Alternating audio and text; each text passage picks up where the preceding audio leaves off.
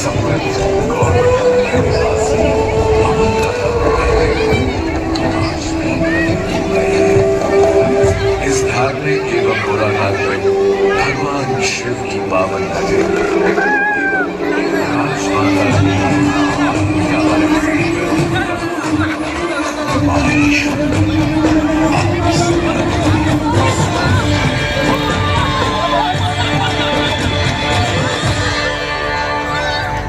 महेश्वर, जिसका इतिहास भारतीय पुरातत्व में स्वर्गीय वाकणकर जी और उनके दल के शोधानुसार हड़प्पा संस्कृति से भी प्राचीन होने की संभावना को व्यक्त करता है। वहीं पौराणिक काल में रचित वेदों, पुराणों और उपनिषदों इत्यादि में इसका वर्णन माहेश्वती के नाम से किया गया है। इस नगर का उल्लेख रामायण और महाभारत जैसे भागवत ग्रंथों में भी मिलता है। ऐसी मान्यता है कि त्रेता युग में माहेश्वती है वंश के चक्रवर्ती सम्राट वीर अर्जुन की राजधानी थी। 1000 भुजाओं के साथ जन्म लेने वाले वीर अर्जुन को सहस्रार्जुन के नाम से भी जाना जाता है, जो उस समय की माहेश्वती को बनाया और बसाया। इसी नगरी में सहस्र धागा स्थान पर 7 कुंड विद्यमान है, जहाँ सहस्रार्जुन भगवान दत्तात्रेय की उपासना किया करते थे, जिससे उन्हें अनेक दिव्य शक्तियां प्राप्त हुई। एक प्रचलित कथा के अनुसार एक बार सहस्रार्जुन ने अपनी सहस्र भुजाओं के बल से मां नर्मदा की जिस कारण उसका रेतीला तल दिखाई देने लगा। तदोपरांत गगन में मां खोज से अपने पुष्पक विमान में विराजे लंकाधिपति रावण ने जब यह रेतीला तल देखा तो उन्हें अपने आराध्य भगवान शिव की प्रार्थना करने हेतु यह एक उपयुक्त स्थान लगा। तत्पश्चात ही रावण तल पर पहुंचे और अपनी तेज से एक शिवलिंग का निर्माण कर वहीं दूसरी ओर जब सहस्रार्जुन ने मां नर्मदा के वेग को वापस खोला तो जल के तेज प्रवाह से रावण के साथ साथ उन द्वारा बनाया गया शिवलिंग बह गया। क्रोधित रावण ने इस दुस्साहस करने वाले सहस्रार्जुन का पता लगाया और कहा,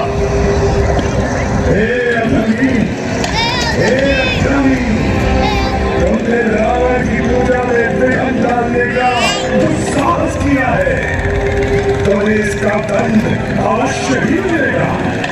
तुम्हारे वक्त के पश्चात ही अब मेरा ये क्रोध शांत होगा। मैं महादेव का परम भक्त लंकाधिपति रावण तुम्हें युद्ध के लिए ललकारता हूँ। मेरी इन सहस्त्र भुजाओं के समक्ष तुम्हारी ये सब मायावी शक्तियां व्यर्थ है रावण। अब शंकर की बाण चलाकर मिलन करो। आओ युद्ध करो।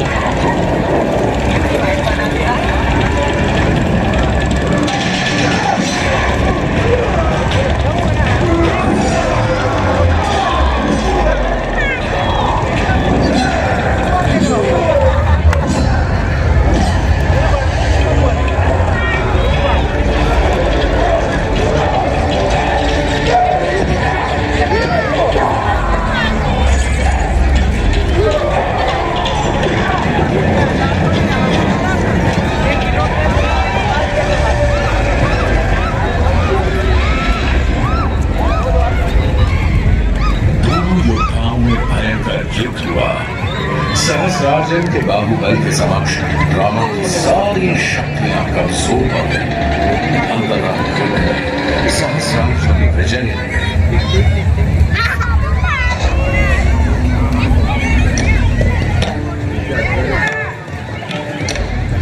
सहस्रार्जुन ने रावण का वध नहीं किया बल्कि इसी नगरी में बंदी बना दिया। यह मान्यता है कि सहस्रार्जुन की पत्नियां रावण के 10 सर एवं 1 हाथ पर दिया जलाया करती थी। आज भी महेश्वर में स्थित राजराजेश्वर मंदिर में 11 अखंड दिया प्रज्वलित जो सदैव जीवित रहते हैं।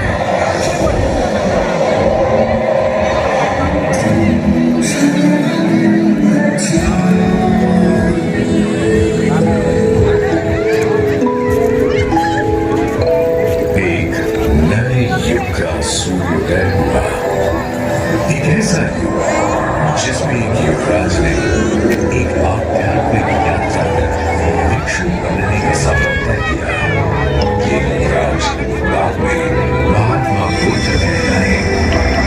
उनके असंख्य अनुयायी एवं शिष्य बने, जिनमें मगध साम्राज्य के सम्राट अशोक याद आए। सम्राट अशोक के दादा चंद्रगुप्त मौर्य ने लगभग 4वीं शताब्दी ईसा पूर्व में अवंती को जीतकर उसे अपने साम्राज्य का हिस्सा बना लिया। अवंती उस समय 16 महाजनपदों में एक जनपद था, जिसकी 2 राजधानी थी, उज्जैनी और माहेश्वरी, यानी आज का महेश्वर। माना जाता है कि तभी से ये क्षेत्र और जैन धर्म का केंद्र है। सम्राट अशोक ने धर्म के प्रचार प्रसार करके कई स्तूप और विहार बनवाए, जो बौद्ध धर्म की परंपरा का हिस्सा बने। इस समय से थोड़ा आगे चले तो बाघ देखने को मिलता है। महेश्वरी के महाराजा सुबंधु द्वारा 416-17 ईस्वी का एक शिलालेख, जिसे आधुनिक महेश्वर के रूप में पहचाना जाता है, इस विहार के लिए अनुदान की बात करता है। ऐसा भी मानता है कि 10वीं ईस्वी तक बौद्ध धर्म के पतन के साथ गुफाओं को संभवतः त्याग दिया गया था और बाद में ये गुफाएं इस क्षेत्र के बाघों का निवास स्थान बन गई, इसीलिए इन्हें बाघ नाम मिला। समय का पहिया निरंतर चलता है। कितने राजवंश आए और चले गए, लेकिन महेश्वर का अस्तित्व सदैव जीवन ही रहा। कई सदी बाद महेश्वरी अद्भुत और अद्भुत हुआ जब सन 1767 में राजमाता देवी अहिल्याबाई होलकर ने इसे अपनी राजधानी बनाया। साथ ही दोनों जीवन का प्रतीक माने जाने वाली देवी अहिल्याबाई शाही सिंहासन पर बैठ राजगद्दी से अपना शासन चलाया। उनका जीवन बड़ा अनुशासन प्रिय था। वे योग, ध्यान, पूजन, राज दरबार के कार्य निश्चित समय पर संपादित करती थी। अपनी प्रजा के उद्धार के लिए लोक माता देवी अहिल्याबाई होलकर ने शंकर अजने वरुण यानी श्री शंकर के आदेशानुसार की शाही महल के साथ अपना प्रशासन किया। लोक माता देवी अहिल्याबाई होलकर ने सबसे पहले इस पवित्र मां नर्मदा के तट पर एक भव्य किले का निर्माण करा, जिसे अहिल्या महल या कहें महेश्वर का किला के नाम से भी जाना जाता है। प्राचीन भारतीय निर्माण कला, युद्ध कौशल और रक्षा नीति का एक उत्तम उदाहरण ये किला लगभग 2 वर्ग किलोमीटर के क्षेत्र में फैला हुआ है। इस किले के वर्तमान स्वरूप में छोटे बड़े 5 मुख्य द्वार, बड़े दरवाजों पर द्वारपालों के कक्ष, नियमित अंतराल पर 20 विशाल गुट शामिल हैं। अहिल्या द्वार से सीधे एक सड़क अहिल्या महल की ओर जाती है, जिसे राजवाड़ा कहा जाता है। महल के भीतर ही लोक माता देवी अहिल्याबाई होलकर का प्रार्थना कक्ष भी स्थित है, जिसे देव पूजा के नाम से जाना जाता है। देवी अहिल्याबाई का जीवन विवाह से संपूर्ण था। वे प्रतिदिन शिवलिंग का अर्चन करती थी।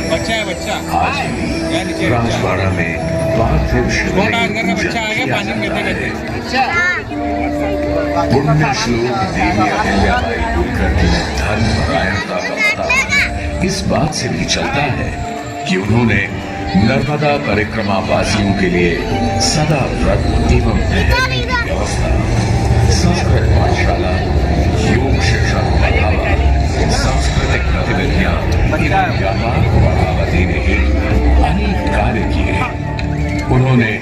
केवल काशी में नर्मदा के शिवलिंग जबरदस्त है एकदम, नर्मदेश्वर पानी में से निकला नहा के। की स्थापना कर मंदिर का जीर्णोद्धार कराया। एक घुसाओ गोल में अंदर आप निकला कि काशी जैसा ही विश्वनाथ मंदिर का निर्माण भी करवाया। इसी कड़ी में उन्होंने महेश्वर में स्थित जगन्नाथ जी के मंदिर के समक्ष भगवान परशुराम के सुंदर विग्रह युक्त प्राचीन मंदिर का जीर्णोद्धार भी करवाया। ऐसी मान्यता है कि पौराणिक नगरी महेश्वर भगवान विष्णु के अवतार विश्वश्रेष्ठ भगवान परशुराम की तपस्थली रही है और आज भी श्रद्धालुओं द्वारा उनकी पूजा अर्चना का क्रम नियमित रूप से चलता है। हिमालय की गोद में स्थित केदारनाथ एवं बद्रीनाथ ज्योतिर्लिंग से लेकर दक्षिण में समुद्र तट पर स्थापित रामेश्वरम ज्योतिर्लिंग तक देवी अहिल्याबाई ने अनेक निर्माण एवं जीर्णोद्धार के कार्य करवाए।